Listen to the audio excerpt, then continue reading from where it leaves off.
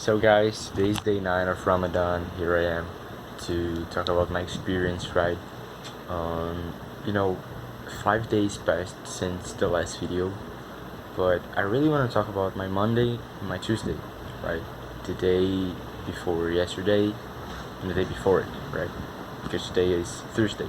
So, yeah, this is basically what this video will be about, right? And I basically want to talk about those days because I've struggled way more than I expected for me to struggle, right? So, yeah, let me talk about that. So, I'm assuming that if you're watching this, you probably saw the first video, and there I said that one of my practices, my religious practices, even though I don't have a religion, is to, among other things, fasting as well. So, from time to time, when I feel like it, I fast. Pretty much in a Ramadan-like way, if you can say it like that. The difference is that I usually drink a lot of water, right? I I don't eat the whole day, like day and night, but I drink a lot of water, and I only eat in the night state. That's how I usually fast. But yeah, and I said that in the first video that I usually fast, and that this fact would actually make Ramadan easier for me, right? The fasting would technically be easier because of that. But actually, my Monday and my Tuesday, I can safely say that they were one of the hardest days in my life, right? Like, I'm not even exaggerating here. Like, even though I talked with some friends about this, with my girlfriend, they know what I've been through, but not fully, right? The only ones that truly know what I've been through are God and me, right? Only we know. And maybe I was this impacted because I was not expecting it to be that hard. So, anyways, let me tell you what happened, right? I'll start off at Sunday, which was the day after I recorded the first video, right? Which was day 5 of Ramadan. So, yeah. So, like, in comparison with the days that were to come, Sunday was a really easygoing day. Like, weekend, I usually do less in weekend in terms of productivity, studying and all of the things that I gotta do, which basically is studying. I don't work yet, but I study in college. So I did study in Sunday actually, but it was in a really slow pace, without really a lot of intensity. Maybe I can say it like that. It was a really chill day, I read a lot, I wrote a lot, and I studied. That's what I basically did. And at night, before sleep, I meditated. It was a specific meditation. You know, Throughout the day, I also watched a lot of videos on Sufism. I really have an interest in that. To the ones that don't know, I usually explain Sufism as the mystical side of Islam. I know that's really a shallow explanation, maybe even wrong in some cases, I don't know. But it's easy to understand, so that's how I usually explain it. And I really have an interest in that, right? And this meditation that I did was a meditation that, as far as I know, and as far as I read about it, Sufis also do it, which is zikr meditation. Zikr, as every Muslim knows, is a pillar of Islam and is an Arab word that means remembrance, right? Remembrance of God. So to do zikr is to remember God. And we do that through various means, not only meditation. We do that through prayer, we do that to paying, alms tax with wait. Wait up, wait up, wait up, wait up. So yeah, basically, this remembrance of God comes to us in doing the things that He told us to, right? And according to Islam, the things that He tells us to do, right, are praying, practicing the Ramadan fasting, paying tax to the poor people, and all those things, right? Meditation as well, right? I don't know if in the Quran he tells us to actually meditate, nor in the Bible. I don't think he does. But anyways, the thing is that I've listened to this zikr meditation, which was claimed to be a Sufi meditation, right? In the video title, and it was basically an audio where La ilaha illallah was being chanted, which is a phrase that means there is no God but the God, or God with a capital G, right? Which refers obviously to the Most High, and God with a minor G would mean like the regular use of the word God, and God with a capital G would mean like you referring to the one and only God. You guys probably understand what I'm talking about, right? It's basically what Allah means in Arab, right? Allah means the God, or God with a capital G, and Ilah means God, also in Arabic, but as if it were with a minor G, right? So yeah, that's basically it. La ilaha illallah means there is no God but God. And this was basically the meditation. There was this chant of this phrase, right? And it was looping. And it said that when Sufis listen to it, a lot of times they reach a trance-like state. So I really felt good doing it. Really felt light. And I listened to it before my sleep. So it was really nice. So that was basically my Sunday, I've studied, I've read, I've wrote a lot, meditated, and I've watched a lot of videos on, Sufism, because it really interests me. So now let's talk about my Monday and my Tuesday. In this section of the video, I will refer to both days as if they were one, because the things that I felt throughout them were really, really similar, So let's treat them as if they were only one day. Maybe it's easier to understand what I'm trying to convey in this message, right? So, like, from Sunday to Monday, I've slept less than I should have slept, because I needed to wake up early to go to college, and I was eating less, right, than I usually do. And this would be the first time this will be the first time since the start of Ramadan that I would wake up this early to go to college. So as soon as I woke up really grumpy, really moody. I was like, oh my god, I don't want to wake up. This is so... But I did woke up, and I took a shower, went to college. It was kind of okay, this first stage of the morning, Let me tell you ahead, like, before I finish, like, Monday and Tuesday were days where I was kind of negligent with my connection with God. I have not prayed, I have not meditated, and I'll get there, right? But let me tell you beforehand, okay? So throughout Monday and Tuesday, I had this really grumpy mood, a lot of mood swings.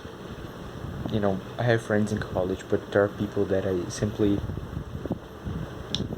can't stand to talk to, because sometimes it's it's not even their problem. It's more a thing with myself, and I recognize that I felt that then, Monday, because of my grumpy mood. I was so without patience. I was not really into getting into conversations a lot. I struggled with paying attention to the classes, right? I spent a lot of time within the classes thinking about something else. I had a really, I had a lot of intrusive thoughts, really heavy thoughts about, even self destructive ones. It was really a difficult time, those 2 days. Um, Psychologically speaking, mostly. Of course, I really do think that this happened because I was eating less than I was used to, and that may have imbalanced my hormones or something like that. And then it led me to feel this bad. So I was really feeling depressed, grumpy, impatient. I was rude with people that I shouldn't have been rude with because they had nothing to do with what I was facing. So right now it's okay. I've talked to them, right? But it was a really difficult period of time, those 2 days. And like, um, those 2 days were, you know, back then, I've never also thought so much about giving up, right? Constantly, the thought of giving up came into my head. To give up about the fasting, to give up about college, even, bro, to give up about life sometimes. I don't want to get heavy here nor into much detail, but I also want to be honest about what I felt. And this general thought of giving up of everything came into my head a lot of times, in a really strong way, in a really harmful way, in a really heavy way. But even though I felt that, I also wanted so much in the back of my head to keep going, to keep trying this challenge, right, that I've decided to partake in, because I knew that after this struggle, easiness would come, right? And I'm feeling way better now, right? Way better than I was 2 days ago, right? And Monday was not fully bad. At night I went to visit my girlfriend, and it was a really nice time, and it really eased me a little bit. But even though Monday was a really tough day, Tuesday was a really tough day, and I almost gave up of this Ramadan fasting as well as giving up of other things, right? But here I am, right? I've survived, and I've received some messages, especially on Tuesday,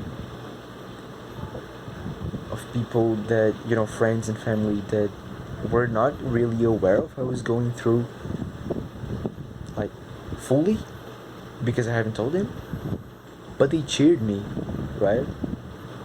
To keep trying. And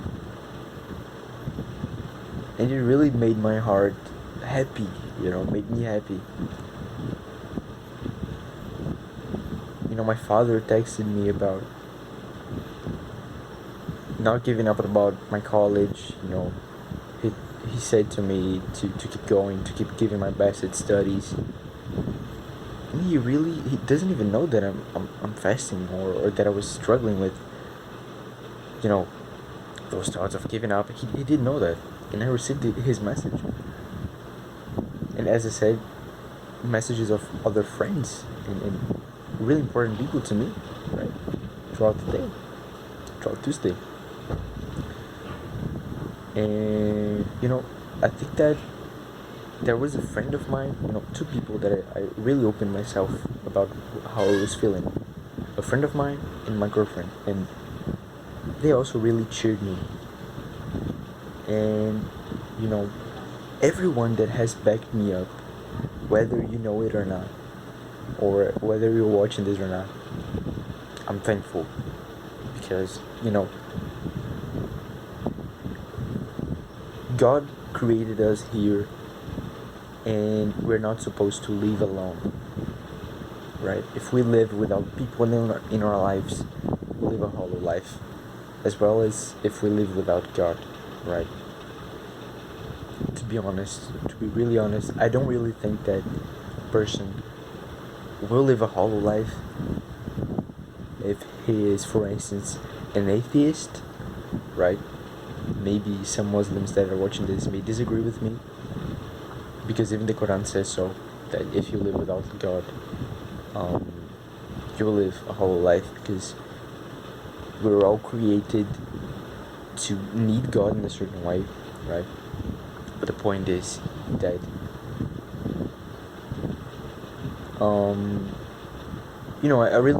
I really can't grasp that fully. I really think that I even know some people that are atheists and whatever, don't have a really strong creed in anything transcendental, and they're amazing people. So anyways, a little bit of topic here, but the point is that also